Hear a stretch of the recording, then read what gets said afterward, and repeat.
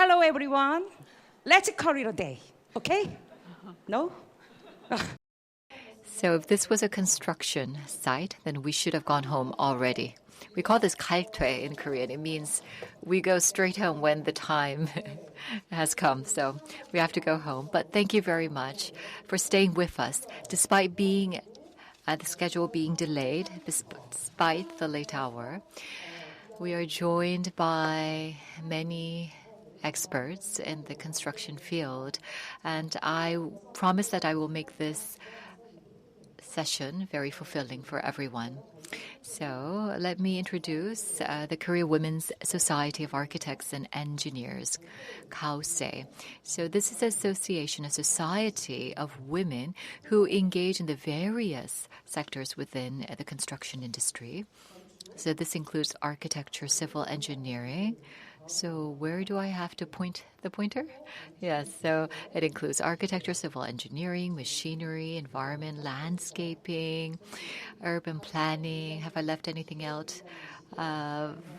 Vice Chairman Park Bo-kyung, she is in charge of machinery, and also for civil engineering, we have our leadership here. And the reason that I'm introducing them to you is because people have a misunderstanding.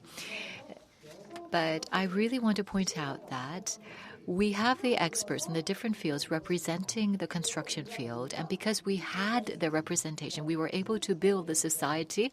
And with their cooperation, we were able to publish 2 books titled We Build a City. And it's about the story of women building Seoul City. So let's start with build. Where's Gary? Gary. Hi, Gary. So I was surprised to hear him speak because he talked about approaching this in a conceptual manner. And let me go with the acronym using the alphabets of build. Let's start with B, business field. Let's start with the business field and let me sit and speak. So we have people from the various fields of the construction industry, and the first would be civil engineering. When you think about the construction industry, this is actually a very challenging field, even for men. But why is it that people decided to join this industry? Sandra said that your father had encouraged your brothers to major in engineering. So let's hear about why these ladies decided to become an expert in their respective fields. So what is construction to each and one of you? Civil engineering, I think, is a pioneering field for any industry because it is a basis for example, building roads or bridges. And she's the youngest among our panel. She works with Hyundai ENC, and her name is Jeong Hara. 네, 안녕하세요. Good afternoon. I am from Hyundai Engineering and Construction, and I am a contract manager. I am Jeong Hara.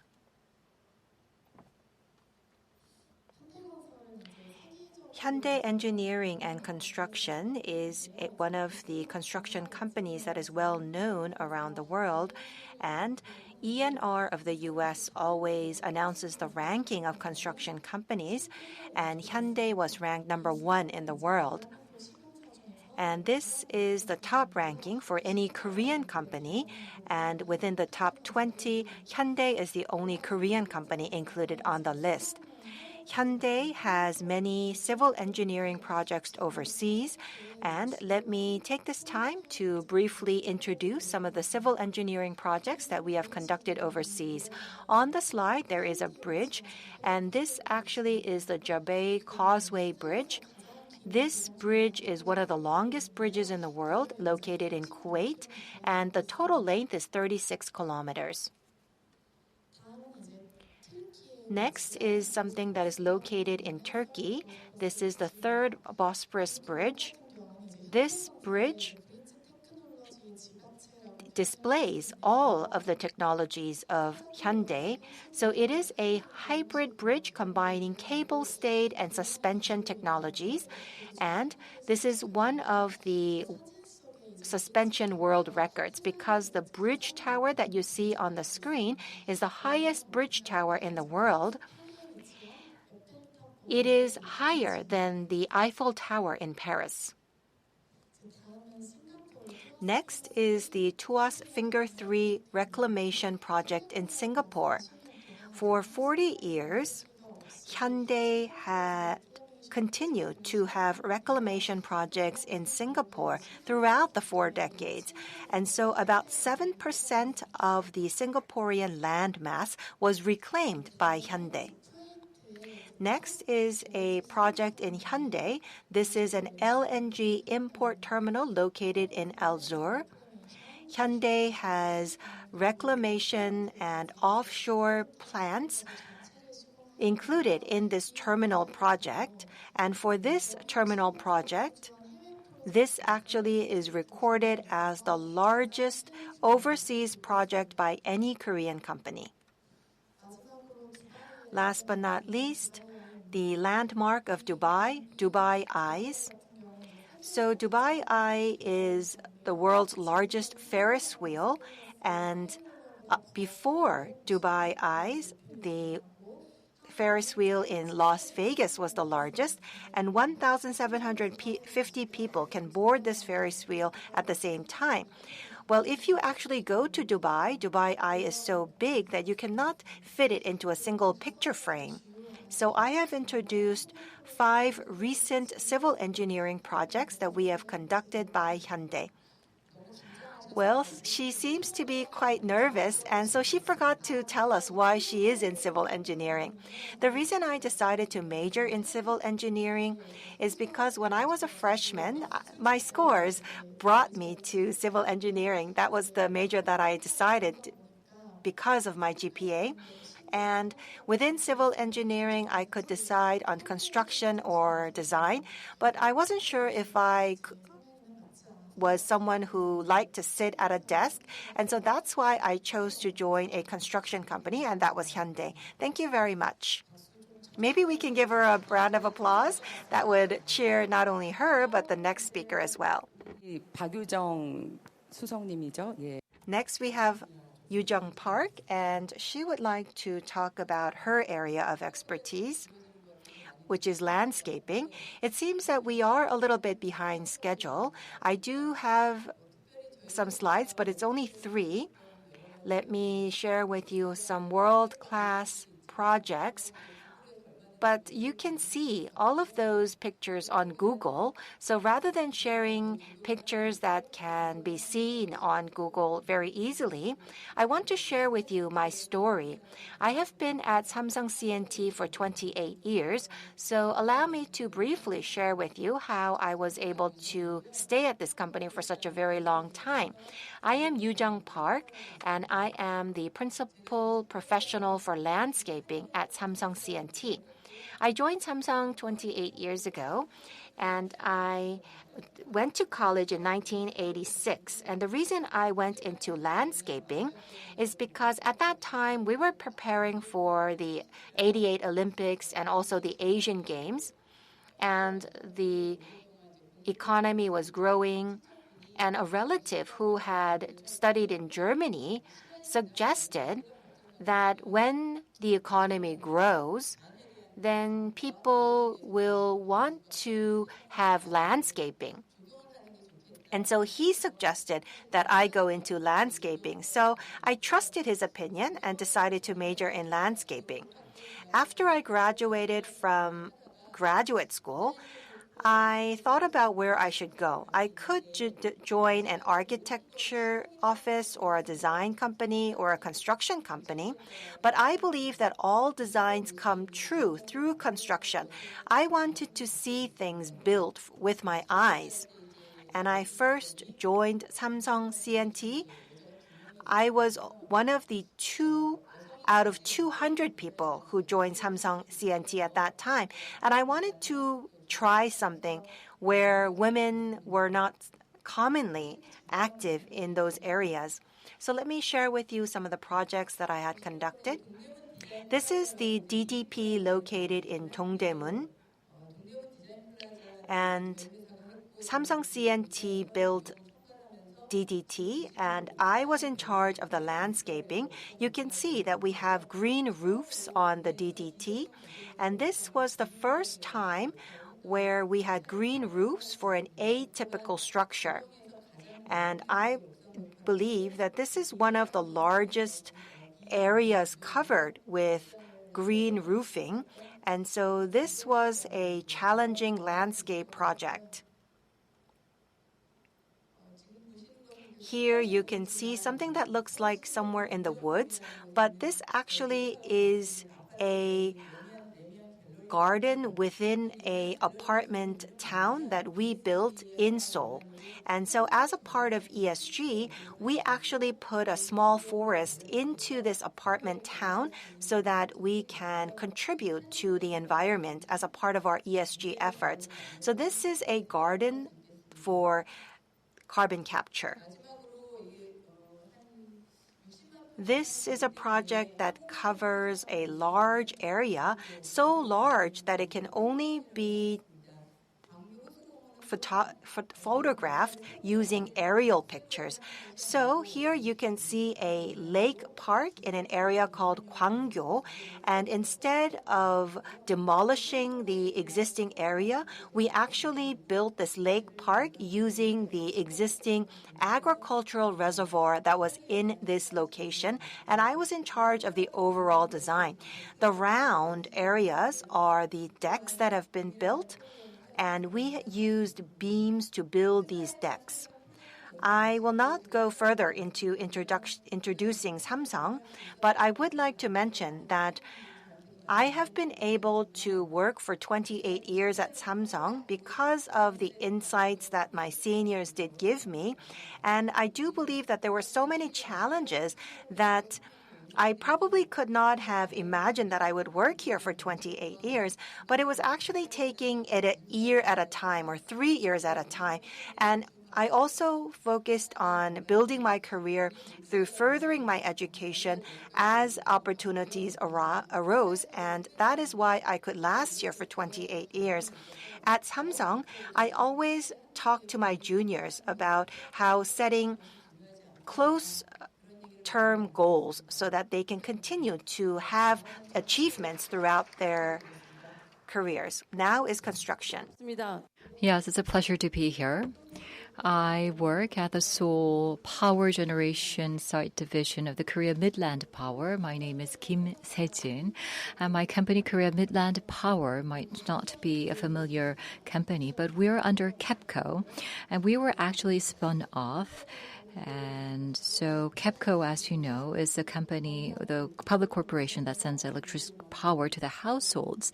But we actually generate the power and distribute it to KEPCO for it to be distributed throughout the country to the households. So I have been working here for 17 years, and I saw the images that were just shown, which looked like future cities.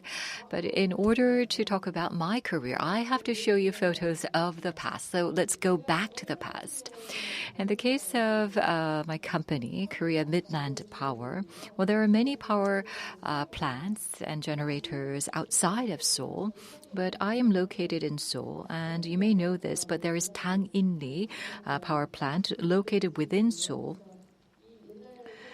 So if you look at this old photo here, well, this was taken in 1971, and it says that this is the company headquarters. So from power generator number 1 to number 5, we built it. And I think that this was a photo when we were building power generator number 4. And also there was a wedding here of an employee during this occasion.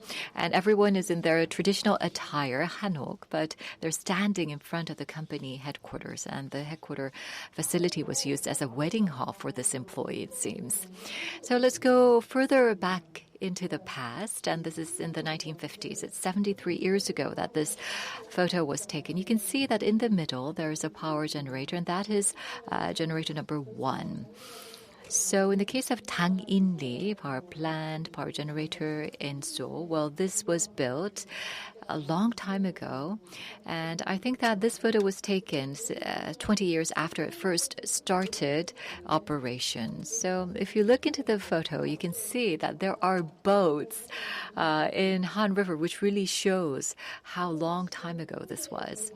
And then here, This is a photo that we have of power generator number 5 on our website. And I think that this is not an actual photo that was taken, but an image that was drawn.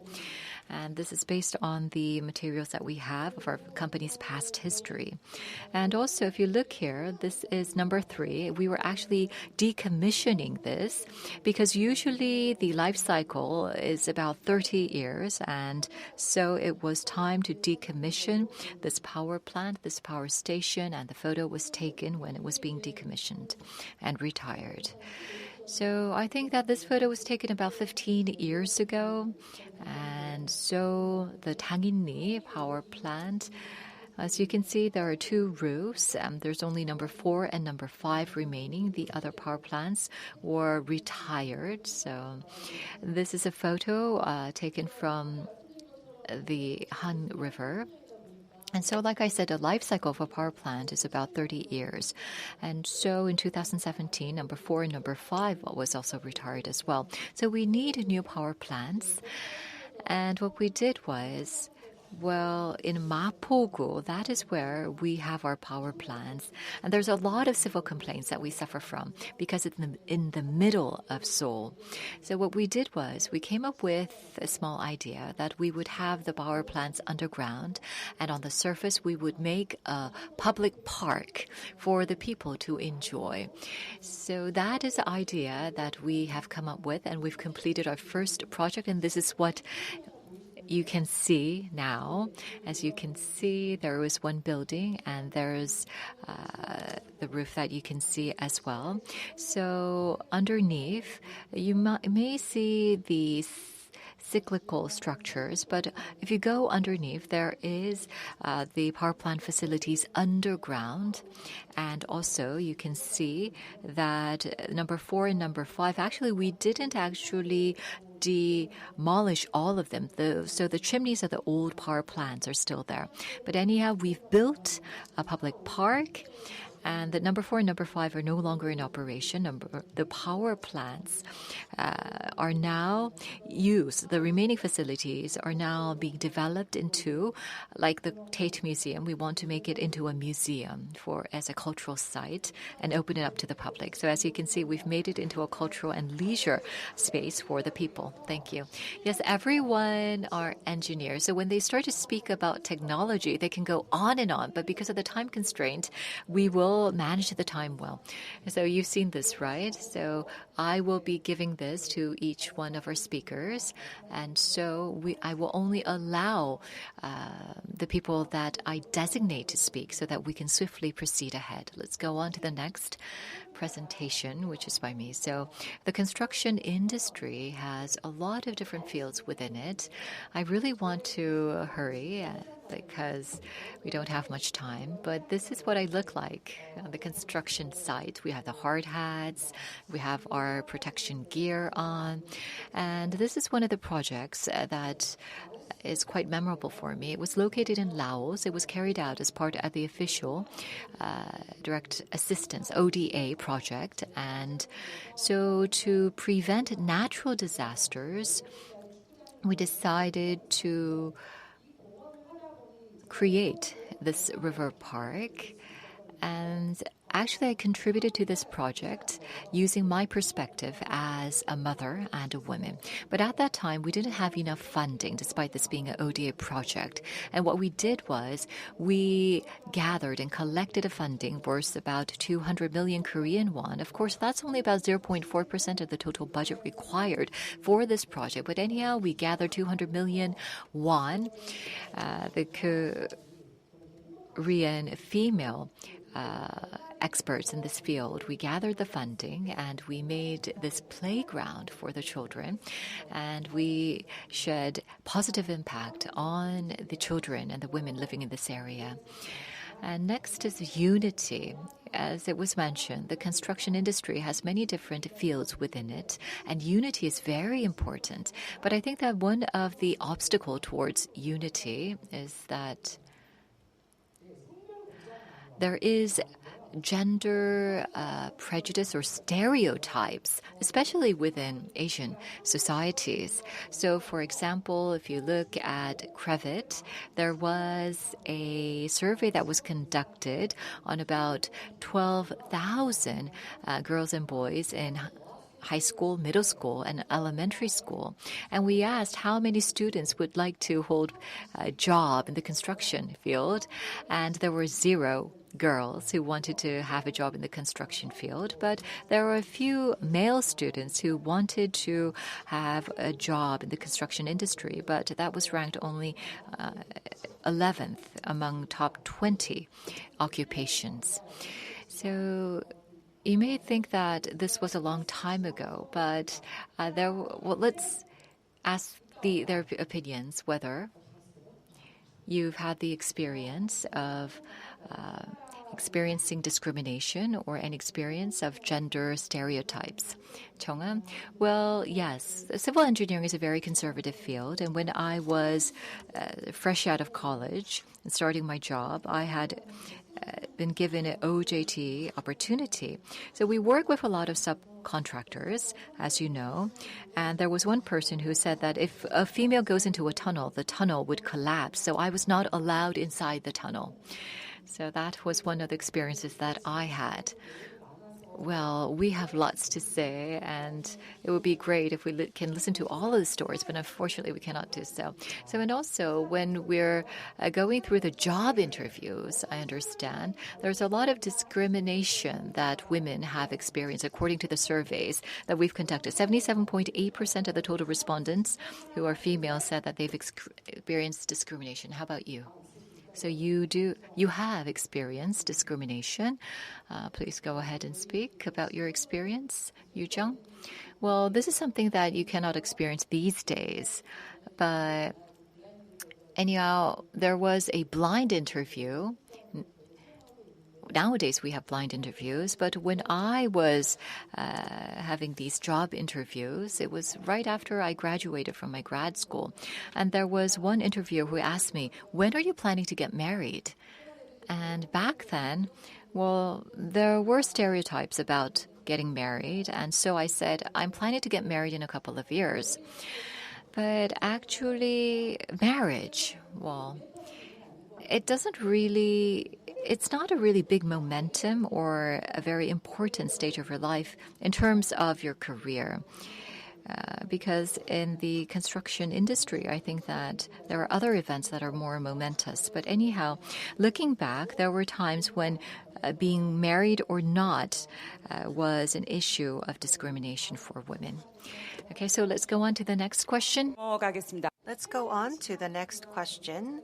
So sometimes working abroad or outside of Seoul happens because we are in construction. So do you have an experience working outside of Seoul? Any areas outside of Seoul? Yes. Sejin? Well, as I mentioned before, because we work with power plants, we are located near the sea or near a river.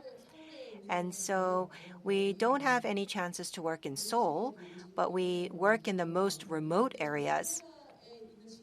But most of the employees within the company, I think they are well aware of those working conditions because they know very few people will be working in Seoul if they join the company. Some people were stressed in the beginning about working outside of Seoul because they had to live there for a certain period of time, but I think we're used to it. And we move from city to city quite a bit, and we have more women working at the company. And so at the company, we are preparing for changes such as having daycare centers at the company so that we can help the women adjust to the new towns that they have to move to. Well, we do have the next slide. So quotas for women, we sometimes talk about this, but let's go on to the next slide. This is I in identification. So do you believe that there have been changes thanks to women joining the company? Well, Park Yoo-jung talked about how they build apartment towns. And so could you share with us how women brought about changes? Well, I mentioned about what I do. And if we take a look at Korea, 70% live in apartment buildings. In many of the newly built apartment buildings, we have mom stations, and this is actually a station where moms can wait for their children as they get off the school bus. Well, having mom stations are not difficult to build, but moms actually know of the difficulties, and we also are observant of our own children, and so that is why we were able to come up with this very unique design for mom stations. Well, we mentioned how some people stereotype women to be detailed, but I think rather than being true to that stereotype, it's about moms who have experience with their children.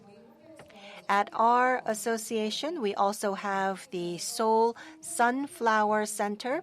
And so these are one-stop centers for children who have been sexually abused. And as a part of that project, we have the City Light Tower project. And so we actually work with the Women's Lawyers Association, and we started to build this space for children so that the children can receive treatment in a comfortable environment.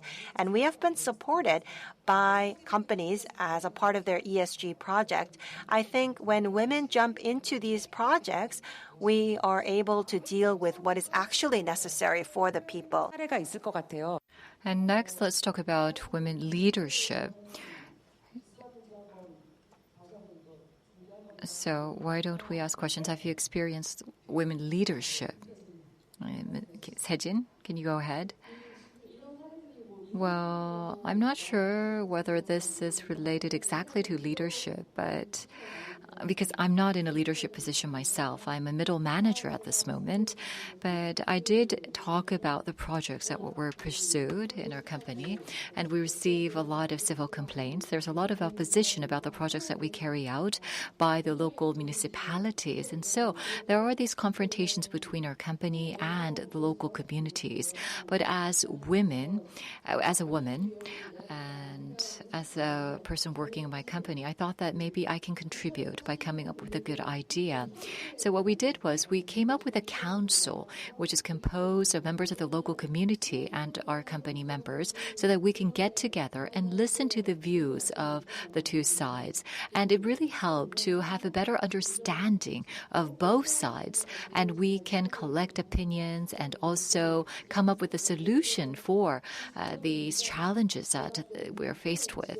And surrounding our power plants, the Mapogu area, there's not a lot of play or leisure spaces for the children in that neighborhood. So we had established a playground for the children there, and this was really welcomed by the local community. And nowadays, we have a lot of pets in Korea, and we all did not have a park for the people to take their pets on a walk. So that's our next upcoming project, to build a park for taking pets on a walk. Yes, and I think that she was talking about how women's viewpoints can help to improve relations with the local community. So we do have a great dinner awaiting us, but let us carry on. We have a little bit left. Self-leadership, this was emphasized as well, but we really have to help people improve perceptions about women. And as women, we have to take the initiative. And in Korea, there is a Korea Society of women scientists and technology experts. And according to the survey that we have conducted, what women want is to have diversity upheld and respected, and also being provided equal opportunities. So I think that equity is very important here. And also improving actions, taking actions is very important, and improving the institutions is very important. 77% of respondents said that we need better institutions to overcome the gender challenges. And what's interesting is that depending on whether you're married or not, there were different viewpoints. In the case of married women, They were very interested in the challenges related to care services and child care infrastructure. And I believe that if we change the space surrounding us, if we change our environment, this challenge that we have of a low birth rate can be improved. For example, if we provide housing for 3 generations, if the couple have children, perhaps that can help promote the birth rate in Korea. But anyhow, I do believe that the construction sector, the designers and the architects can help improve and tackle the social challenges within Korea. So perhaps we can think about that and find ways for institutional improvement. And also when we look around, we can see that, especially in the facility care and management, well, we need improvement of facilities for women because in the construction field, there's limited facilities provided for women, let's say toilets or showers facilities, because there are more male workers in this field. So we need more attention given to facilities for women. Can we go on to the next slide, please? Well, I think this actually is not working anymore because we've used it throughout the afternoon. Maybe we need to charge it. So let's continue to go on, flipping through the slides. So someone mentioned the carbon issue. So this is a crisis. And so we actually have ESG seminars for landscaping, for structures, for civil engineering. And so we had a total of 4 seminars so that women could become leaders in technology development and capacity building as well. Well, maybe I could mention this very briefly. This is Leaders Camp, and these Leaders Camps have been ongoing for the last 13 years. This is to facilitate more women to be joining engineering. And so we are actually trying to convey accurate information about possible career choices after graduation. And so this is a leaders camp to provide information to women and also providing networking opportunities for women. So leaders camp is about fostering about 100 people per year. So it will take a long time to foster 1,000 like Intel. So we need to upgrade our systems. And we want to continue to provide opportunities for women to contribute to society. For example, creating space for women or creating space for children. And I am one of the juniors in this industry, and I believe that institutionalization is very important as a part of the ecosystem, and we need diversity that is without boundary, and we need inclusion without boundary. And when this is possible, I think more women will join the construction industry. What is MVP? It's most valuable players. I believe that all of you here today are MVPs. MVP also means minimum viable population. This is a biological terminology. So someone talked about 30%, but actually in the Korean construction business, it's about 2.5%, and it's about 13% for all licensed construction engineers. So we want to create this catchphrase, "We are MVP." Thank you very much.